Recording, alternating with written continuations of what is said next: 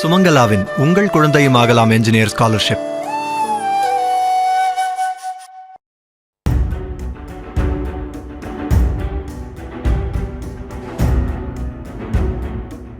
மக்கள் பணத்திலிருந்து ஒரு பைசா கூட தொடமாட்டோம், தொடவும் விடமாட்டோம், தொட்டா விடமாட்டோம், இதுக்கு முன்னாடி தொட்டவங்களையும் விடமாட்டோம்.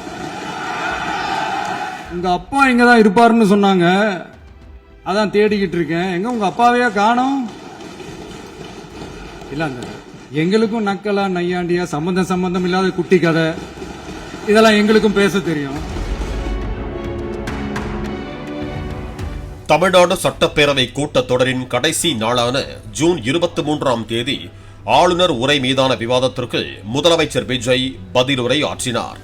அப்போது அவர் பேசும்போது 2.25 வருடத்திலேயே ஆட்சிக்கு வந்துவிட்டதாக கிண்டல் செய்கிறார்கள். இந்த 2.25 வருடத்தில் எவ்வளவு வலியும் வேதனையும் இருக்கிறது, 41 பேர் கரூர் சம்பவத்தில் இழந்தது உள்ளிட்ட இன்னும் வெளியில் சொல்ல முடியாத சூழ்ச்சிகள் செய்யப்பட்டன.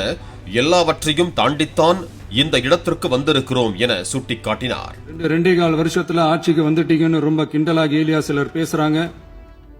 எங்களோட இந்த 2.25 வருஷ டிராவல்ல எவ்வளவு வலியும் வேதனையும் இருக்குது.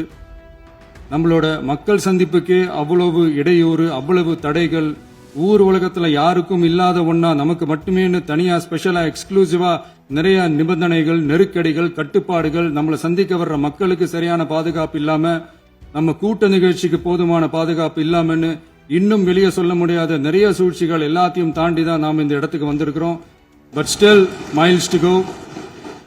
நம்ம டிராவல்ல எல்லாத்துக்கும் முக்கியமா நம்மளோட சொந்தங்கள், நம்மளோட உறவுகள், 41 பேர் கரூர் சம்பவத்தில் இழந்த வேதனை எல்லாம் எப்படி சொல்றதுனே தெரியல. நம்ம மனசு விட்டு என்னைக்கும் அந்த வலியும் வேதனையும் நீங்கவே நீங்காது. அதுலயும் நம்ம மேலேயே பழி போட்ட கொடுமையெல்லாம் இருக்கும் பாருங்க, அதெல்லாம் வேற லெவலுங்க. தாவேக அரசு ஒரு நாளும் ஊழல் செய்யாது என்ற விஜய் பார்ட்டி ஃபண்ட், கட்சி நிதி என்கிற பெயரில் அடித்த கொள்ளையெல்லாம் ஒவ்வொன்றாக அரசின் கஜானாவில் கொண்டு போய் சேர்க்கிறோம் என்றவர் இப்போதும் சொல்கிறேன், மக்கள் பணத்தில் ஒரு பைசா கூட தொடமாட்டோம், தொடவும் விட மாட்டோம், தொட்டா விட மாட்டோம், இதுக்கு முன்னாடி தொட்டவங்களையும் விட மாட்டோம் என ஆவேசமாக பேசினார். கட்சி நிதின்ற பேர்ல அடிச்ச கொள்ளைய ஒன்னு ஒன்னா கவர்மெண்டோட கஜானாக்குள்ளேயே கொண்டு சேர்த்துக்கிட்டே இருக்கிறாங்க. இப்பவும் சொல்றேன், மக்கள் பணத்திலிருந்து ஒரு பைசா கூட தொடமாட்டோம், தொடவும் விடமாட்டோம், தொட்டா விடமாட்டோம், இதுக்கு முன்னாடி தொட்டவங்களையும் விடமாட்டோம்.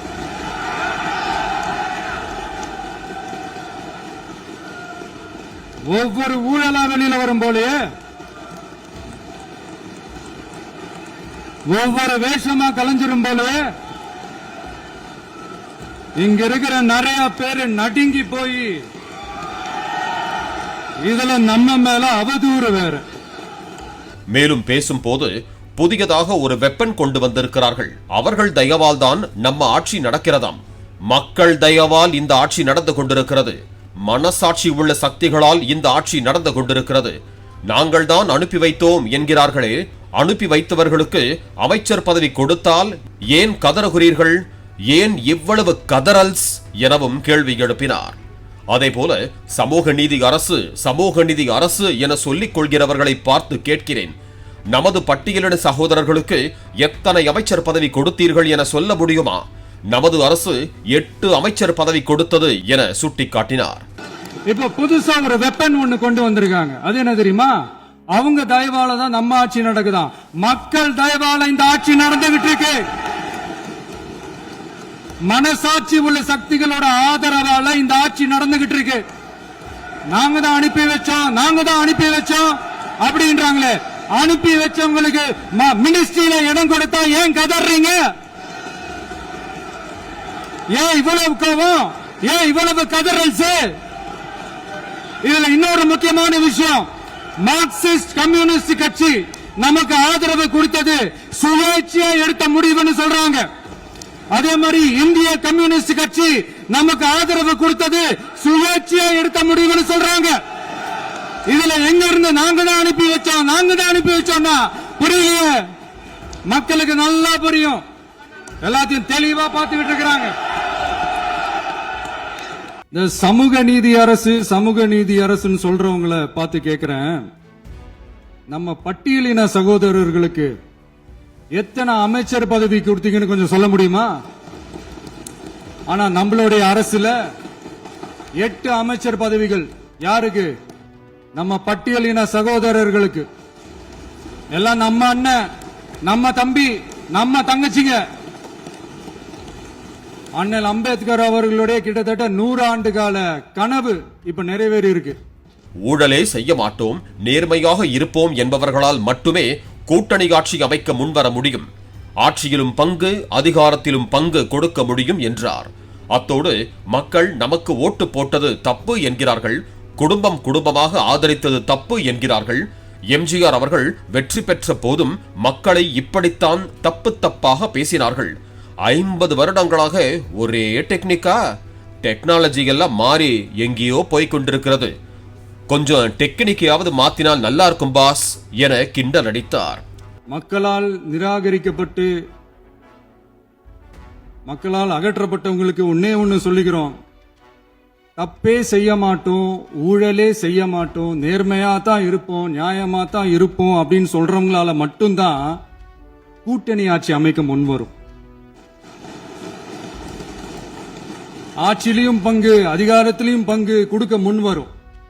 ஊழல்லையே ஊறி போனவங்களால இந்த கூட்டணி ஆட்சியோ, ஆட்சியிலையும் பங்கு, அதிகாரத்திலையும் பங்கு கொடுக்க முன்வராது.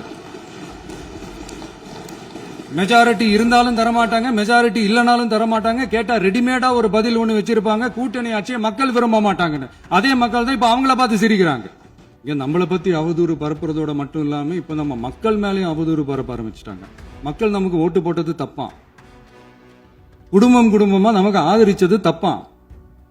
இது இப்ப இல்ல, நான் சொல்றது எம்ஜிஆர் அவர்கள் காலத்திலிருந்தே. அப்பவே அவர் ஜெயிச்சப்போ அதே மக்களை தப்பா பேசுறது. மக்கள் என்ன பண்ணிட்டாங்க, எம்ஜிஆர் என்ன பண்ணிட்டாரு, எம்ஜிஆர் என்ன இது பண்ணிட்டாரு.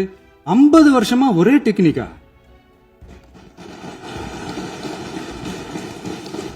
டெக்னாலஜி எல்லாம் மாறி வேற எங்கேயோ போயிட்டு இருக்கு பஸ். இதுல கொஞ்சம் டெக்னிக் ஆச்சு கொஞ்சம் மாத்தினா கொஞ்சம் நல்லா இருக்கும். மக்களுக்கு தேவையான ஆக்கப்பூர்வமான யோசனைகள் இருந்தால் சொல்லுங்கள், கேட்டுக்கொள்கிறேன்.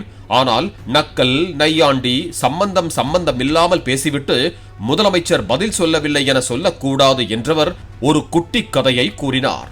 ஒரு ஊர்ல ஒரு பெரியவர் வெயில் அதிகமாக இருக்கிறது என கண்ணுக்கு மேல் கை வைத்துக் கொண்டு தேடிக் கொண்டிருந்தாராம். அங்கிருந்த சிறுவன், என்ன தேடுறீங்க என கேட்டானாம்.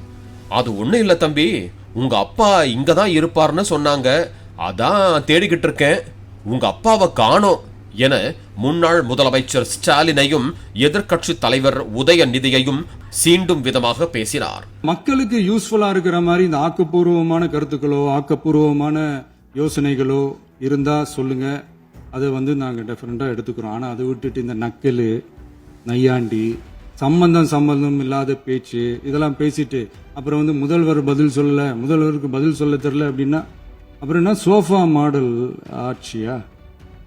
அது என்னன்னு புரியறதுக்கு எனக்கு ரொம்ப நாள் ஆச்சு. இந்த sofa set, table chair, teapoy, furniture பிசினஸ்லாம் வேற எங்க வெளியில போய் பண்ண சொல்லுங்க. அப்படி அந்த பிசினஸ் தான் பண்ணணும்னா நிறைய பிசினஸ் பண்ற மாதிரி வெளியில போய் பண்ண சொல்லுங்க, இங்க சட்டசபைக்குள்ள வேணாம். அதனால ஆக்கப்பூர்வமான கருத்துக்கள் இருந்தா சொல்லுங்க, டெஃபினட்டா அது சரியா இருந்தா நாங்க ஏத்துக்கிறோம். எனக்கு ஒரு குட்டி கதை ஒண்ணு ஞாபகம் வருது, சொல்லாமா? ஒரு ஊர்ல ஒரு பெரியவர் வெயில் ரொம்ப ஜாஸ்தியா இருக்குன்னு சொல்லிட்டு கண்ணுக்கு மேல கை வச்சுக்கிட்டு இப்படி சுத்தி முத்தி தேடிக்கிட்டு இருந்தாராம். அப்ப கூட இருந்த ஒரு சின்ன பையன், என்ன தேடுறீங்க அப்படின்னு கேட்டானா. அதுக்கு அந்த பெரியவர் சொன்னாரா, அது ஒண்ணு இல்ல தம்பி, உங்க அப்பா இங்கதான் இருப்பாருன்னு சொன்னாங்க, அதான் தேடிக்கிட்டு இருக்கேன், எங்க உங்க அப்பாவையா காணோம்.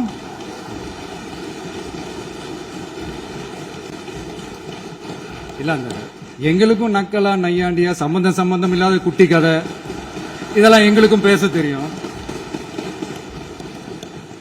அந்த கதையில பெரியவர் அப்படி சொன்னாராம், தப்பா எடுத்துக்கிறீங்க, அந்த கதையில பெரியவர் அப்படி கேட்டாராம். இறுதியாக உதயநிதி ஜூன் 22ஆம் தேதி சட்டமன்றத்தில் கேட்ட கேள்விகளுக்கும் விமர்சனங்களுக்கும் பதிலளிக்கும் விதமாக விஜய் பேசினார். அதாவது, to remain silent in the face of evil is itself evil என்ற ஒரு பழமொழி உண்டு. இது யாருக்கு பொருந்துகிறதோ இல்லையோ தாவேக அரசுக்கு நன்றாக பொருந்தும். அதனால் முதல் வேளையாக சட்டம் ஒழுங்கை காப்பாற்றுவதற்கு இந்த அரசு நடவடிக்கை எடுக்க வேண்டும் என கேட்டுக்கொள்வதாக உதயநிதி கூறியதற்கு ஜூன் 23ஆம் தேதி பதில் உரையில் பதிலடி கொடுத்திருந்தார் முதலமைச்சர் விஜய். அதாவது அரசை சொல்வதாக நினைத்துக் கொண்டு மறைமுகமாக என்னை ஈவில் என கூறினார்கள். ஈவில்ஸ் என டெவில்ஸ் பேசக்கூடாது என நேரடியாகவே விமர்சித்தார். நேற்று எதிர்க்கட்சி தலைவர், மாண்புமிகு எதிர்க்கட்சி தலைவர் பேசும்போது நிறைய பேசினாங்க. அதுல ஒண்ணு மட்டும் அரசு சொல்றதா நினைச்சுக்கிட்டு நம்மளை இன்டைரக்டா ஈவில் அப்படின்ற அந்த வார்த்தையை யூஸ் பண்ணாங்க. எனக்கு ஒன்னே ஒண்ணுதான் சொல்லணும்னு தோணுது. ஈவில்ஸ்னு டெவில்ஸ் பேசக்கூடாது.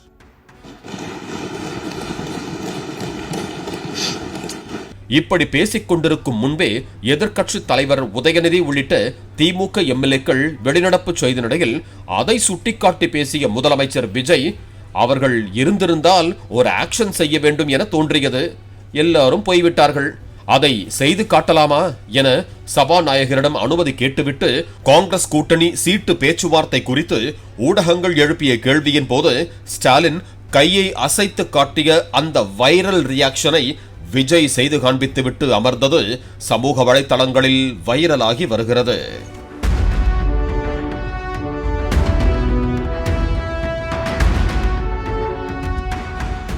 அவங்க இருந்திருந்தா ஒரு ஆக்ஷன் பண்ணணும்னு எனக்கு தோணுச்சு. எல்லாரும் போயிட்டாங்க. இல்ல பர்மிஷன் பண்ணலாமா? இப்பவும் பண்ணலாம், ஒன்றும் தப்பு இல்லை.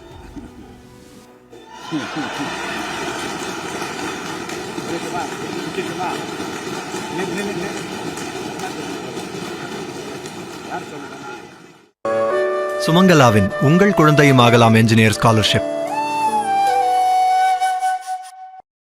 பிளே ஸ்டோர் மற்றும் ஆப் ஸ்டோரில் இருந்து பாலிமர் செயலியை QR கோடு மூலம் பதிவிறக்கம் செய்யுங்கள். செய்திகளை உடனுக்குடன் பெறுங்கள்.